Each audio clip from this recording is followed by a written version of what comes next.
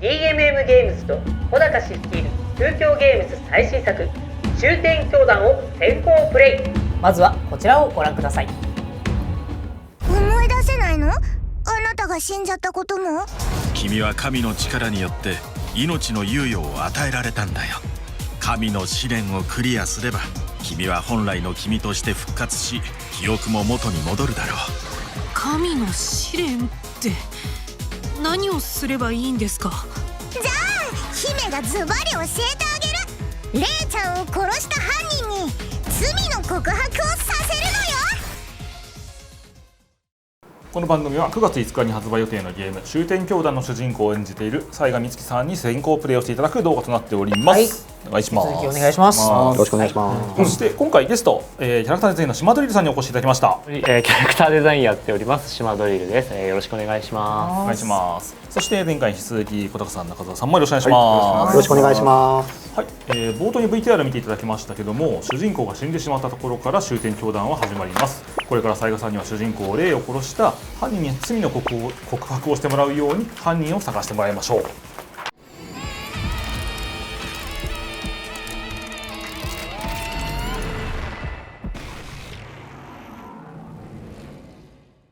はい、それでは今回この5人の中から主人公レイを殺した犯人だと思う人を雑賀さんに選んでいただいてゲームを進めていこうと思います。はい、前回はね、はい、法務省さんでしたっけ？はい、法務省の犬神騎士ルを選んでましたけど、どうでした？犬神は怪しかったですか？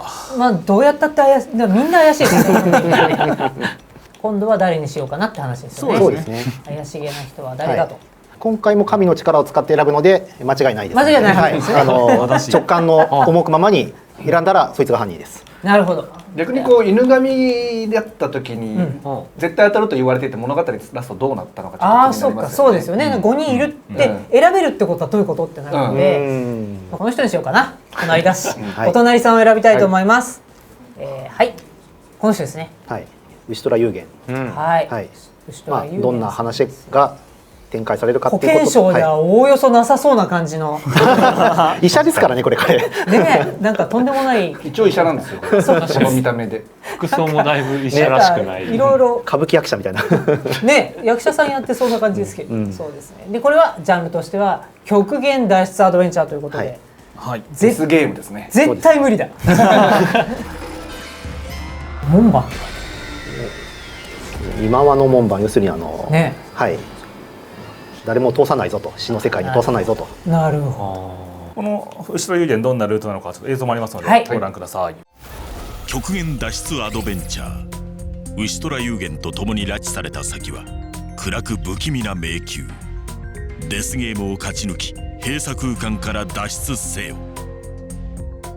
中澤さん、これどんな状況なんでしょうか？はい、さっき選んだ牛虎幽玄に聞き込みをしようと彼のところを訪れたところ、その取り調べの最中に謎の武装集団が襲ってきまして、拉致されちゃいます。で気を失って目が覚めたらなぜかこんな迷宮にいたというところで、はい、でこの今出てる女の子と出会って一体ここはどこだっていう話をしているところで、今ちょうど彼女が持っていた今スマホを見てるんですけども、どうも自分たちのいるところがネット中継されてんじゃないかっていう話をしてるんです。はい、生中継されてるぞとっていうのが今分かったところです。なるほど。はい、だからもう本当に何が何だかよく分からない状態になってます、彼は。はい、この子自体が怪しいですけど、ね、ちょっと気になる見た目しますよね。この子ちなみに自己紹介の時女子高生ですと、見えないと思うけど何の変哲もない女子高生ですっていう自己紹介する子です。変哲あるけどみたいになってます。でここでデスゲームというのが分かると。はい、そうです。なるほど。どうやらデスゲームがやれるんじゃないかって。はい。怖。ちなみにシモベレはマスクしてるんですよ。この状況でプロローグの時はしてないんですけど、マスクしてて、このマスクは終点教団のファッションアイテムとして。へえ、あ、そうなんですね。なので登場人物たちはちょこちょこマスクしてるやつが。確かに。一応変装してるってことで、教祖なんで。あ、そうですよね。顔がバレる。ところでさっきの牛虎さんっていたじゃないですか。あの人もデスゲームに参加。そうですね。彼もさらわれてこの別のどこかに閉じ込められてます。なるほど。なんでデスゲームなので、取り調べをする対象がデスゲームで殺されちゃ困るので、これは参ったなという。自分も死にたくないけど彼にも死んでほしくない。そうですよね。だって疑ってるわけだから。そうです。なんかとんでも違う経路の人が出てきましたけど。急に VTuber みたいな。配信。そうです。これ配信。そう、さっき生配信してんじゃないかっていうところでの配信者が出てきた。なんか急に違う人が来たって思って。付き合いになりそうな方あ、なるほどね。で、あの辺でみんなコメントが出ててみたいな。そうです。見てる人が今。といった状況で、牛虎幽玄を尋問するためにも、頑張って一緒に、彼と一緒に生き残ってください。デスゲームが実際始まった後なんですけども。なるほど。だから疲れてるのか。そうです。早く逃げないと、タッチされて殺されちゃいますよという状態です。あ、これは今もういわゆるアドベンチャーパート。そうですね。ね。で、隠れる場所を探してください。なるほど。はい。捕まらないように。ここにさらに進む。マジで脱出ゲームみたいな。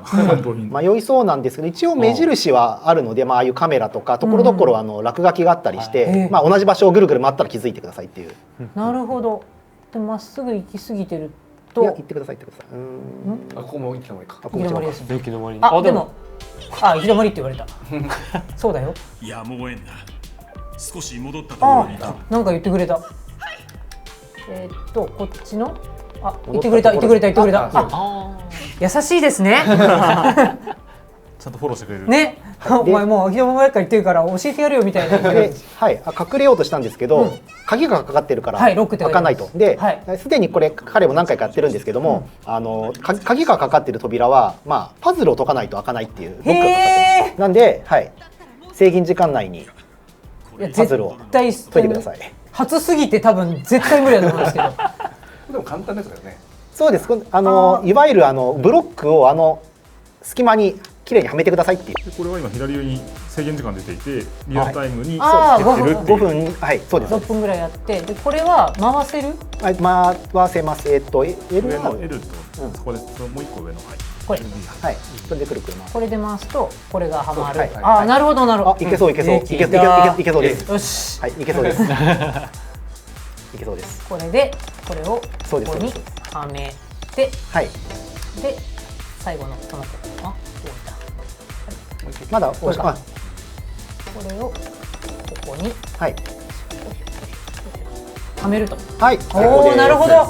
あ、もう一枚。嘘だろ。2分の2だ。あ、マジか。これはどれだ。ちょっとだけ難しくなる。あ、でもこれここか。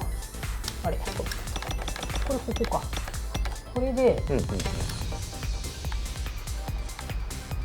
これで。嘘本当に。まあでもそうっぽいですね。これで。これパズルゲームとかはね、若干。これまたあれか。回すのか。回転がありそうですね。これか。斉賀さんがしもびれと一体感がある感じの。これか。あ、いけます。はい。で、これを回さなきゃいけない。そうですね。これを回して。嘘だ。いや。それ。そうだ。こうだ。で、次のヒント。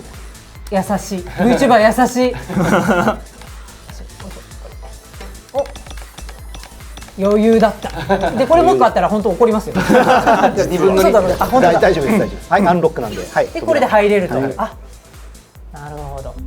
オープンになった。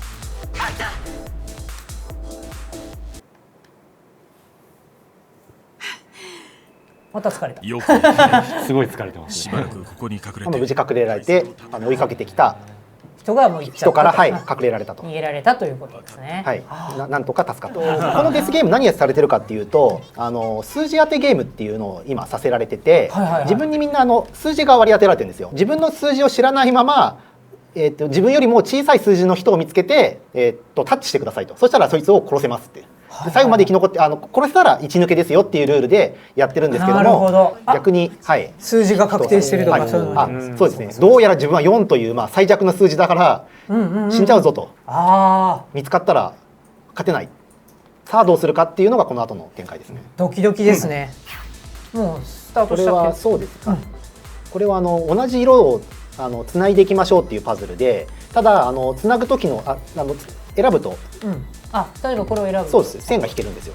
そのまま。で、つないでいけばいいんですけども、つなぐ時に他の線を消さないように、重ならないように。そのパターンか。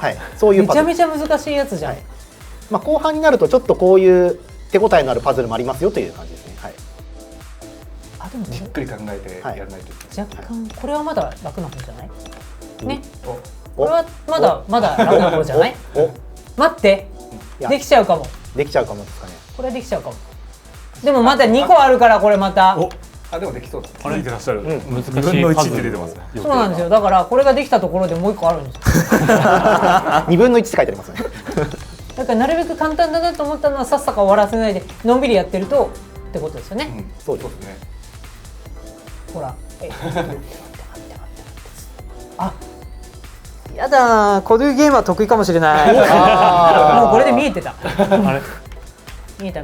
これはでもまだ作者さんたちの優しさですよ。こうやってこういうのって得意不得意がありますよね。そう、私これは得意なのかもしれない。アクションが得意な人もいればこういうじっくり考えるパズルが得意な人もいる。でも時間あるからこれはそうですね。めちゃめちゃ早い。ね。早いですね。早い。これはできます。こういうのある。こういうのはできます。逃げるとかそういうなんか走るとかここ逃げてるじゃないですか。こういうのがちょっとドキドキしてヒーってなんですけど。じゃあこのデスゲームモードは得意かもしれないですね。あ、これ系だったらね。このルートはお話は別としても。そうですね。結構お話怖そうなんで。それはどんどん実況中継されていくっていう感じですね。そうですね。前回のこのホームショーとまた UI も違うんですよね。そうですそうです。全部なるほど。毎回飽きずに遊べるっていう。はい、ということでまだまだ牛虎はね追い詰めていないんですけど。そうですね。牛虎さん出てこなかった。見てない。でも牛虎も追い詰められてる感じなんですね。この裏でピンチになってます。ああ、なるほど。で時々あったりもします。というわけでここで先行プレイは終了となります。斉賀さんいかがでしたか？いやこのパズルは割と自分が得意範囲だったんだなっていうのでできましたけど、でもお話は多分すごく重たいものになると思うので、それを見てこう気持ちがどう動くかっていうのがまた楽しみですし、裏切りとかが多い話だね。あとは牛虎さんに会いたい。まだ全く分かんないですね。この後どうなるんですか、展開的には。そもそもこのデスゲームを開いてる主催者ってなんでこんなことやってんだとか、そもそもここに出てる配信者って何者なんだみたいな、そういった謎がどんどん前面に出てきて、例がここにさらわれてやってきたことと全部つながっていく、大きな謎が最後に解けるっていう感じですね。5人の幹部って言ってるのですごい偉い、何でもコントロールする人たちなのかなと思いたら、実は巻き込まれ側になるんです。教祖っていう一番トップが死んだことで、この終点峡谷には結構おかしなことがいっぱい起きるんですよ。なんでその一つですね、歪みの。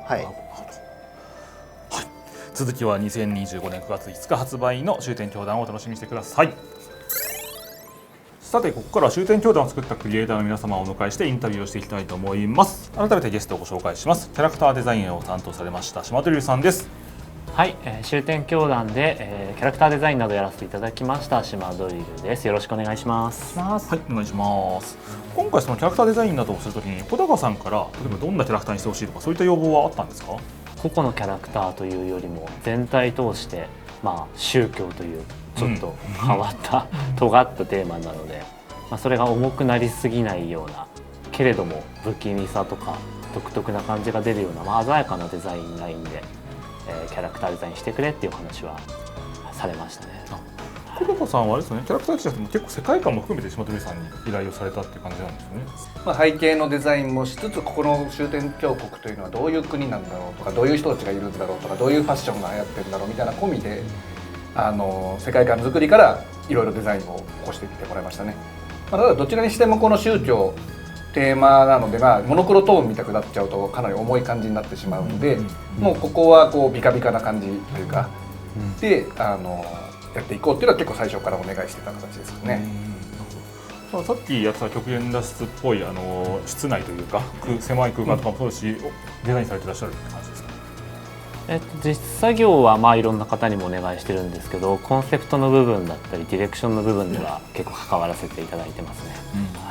パレードなんかも島ドリルが一木に書いたイメージボードを参考に作った映像なので、で今回魅力的な5人の幹部がいますけど、島ドリルさんの中で5人の中で好きなキャラとかなんか選ぶ難しいと思うんですけど、いらっしゃいますか？いや、みんなもちろん好きなんですけど、先ほどのゲームパートで出会えなかったね牛虎、いいキャラクターなんですよ。そう一回も画面に会えなかったけど一回も出なかったですね。医療の幹部で全く見えないんですが和服だったり、ちょっとどこの血が混じっているのかわからないような風貌をしていたり、独特な風貌なんですけど、なかなか物語を進めていくとおおって思ったりできるキャラクターなので、とても好きなキャラクターですね。犬神はすごく直接的に怪しいなっていう感じがするけど、はいウシトラはそれに比べるとちょっといい人感ありますよね。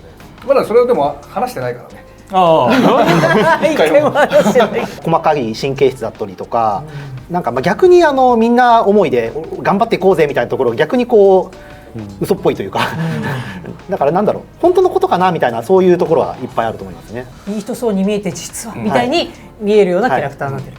島根さんは今回サブキャラもデザイン担当されていると思いますが、お気に入りとか好きなサブキャラとかいらっしゃいますか？はい、本当にたくさんデザインさせていただいて、一人選ぶのは難しいんですけれど、それこそ今画面に映していただいているノアとかはかなり好きなキャラクターですね。こんなに 3D で表情豊かに今あくびしてますけどちょっと違う次元にいるのが分かりやすくて、そうですね、そこにいる人物とそうじゃない配信してる人っていうのがちゃんと見分けられるような、そうですね。実際サブキャラって各章でどれぐらいいるんですか？どれくらいいましたっけ？もう数えてないルートにもよる、あんまり出ないルートもあるけど、10ちょっと下回るぐらいが平均ですかね。はい。ただ5ルートあるんで、それがかける5ってことですよね。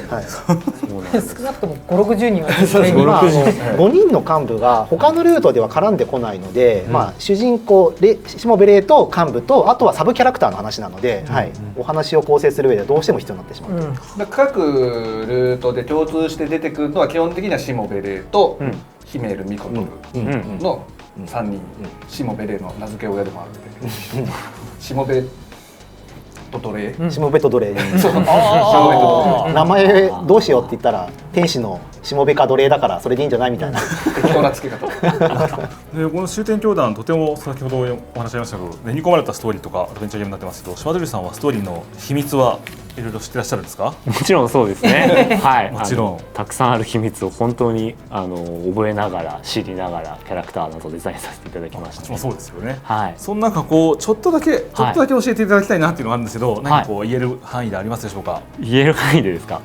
そしたらですね、三岡さんには大変申し訳ないのですが、牛虎は全然いい人じゃないマジでそうなんだ。いや、そうなんですよ。あいつはを入れてください、本当にマジか、ちょっとそれショックだな俺良さそうに見えてたんだ。そうですね。いや、そういう人ほどってやつだから。そうですよ。競争殺しの犯人像っていうその推理の軸は結構ふらつくんじゃないかなと思って、怪しいかな、いやでもいい人かな、やっぱ怪しいかなみたいなでもそういったその秘密っていうのはキャラデザの方に生かされたりしてるんですか？そうですね。ですので牛虎のキャラクターデザイン結構細部のパーツとかを見ていただくと、本来あんまり組み合わないようなパーツが組み合っていたりだとか、冒頭とかのシーンでは、みんなの兄貴分でお話を結構回してくれている、励ましてくれている役割だと思うんですけど、ちょっと目が座ってないかとかですね、口の開け方が随分大げさだなとかですね、そういったところを細かく関わらせていただいてますので、ちょっとした違和感大事にプレイ楽しんでいただけたらなと思います。やっぱそれ知った上で遊ぶとまたちょっと印象変わるっていうのはそういうところもある。2周目だったり他のルートの情報を生かして遊んでいただけたら楽しめるんじゃないかなと思います。ありがとうございます。隠されたポイントっていうのはデザイン他にありますか？犯人を選ぶ時の、ここにもアクスタいますけど、キャラ幹部たちが結構個性的なポーズで、並んでると思うんですけど、彼ら彼女たちが撮っているポーズなんかも結構こだわっているので、なんでこのポーズなんだろうとかっていう部分は結構考えて楽しんでいただけるときちんと意味がありますので、周公絵と照らし合わせると分かりやすいかも。そうですね。はい。集合絵もね、教祖の体の一部をみんなそれぞれが持っている。まあそもそも教祖バラバラ殺人で殺されてしまうので、そういうのがいろんなところに端々に隠されているっていう感じですね。わかりました。ありがとうございます。それでは島鳥さん、最後に視聴者にメッセージをお願いできますでしょうか？今回本当にたくさんのキャラクターをいろんな要素を詰め込みながらデザインさせていただきましたので、ぜひ本編でいろいろ探りながら、いぶかしみながら、楽しみながらプレイしていただけたら幸いです。よろしくお願いします。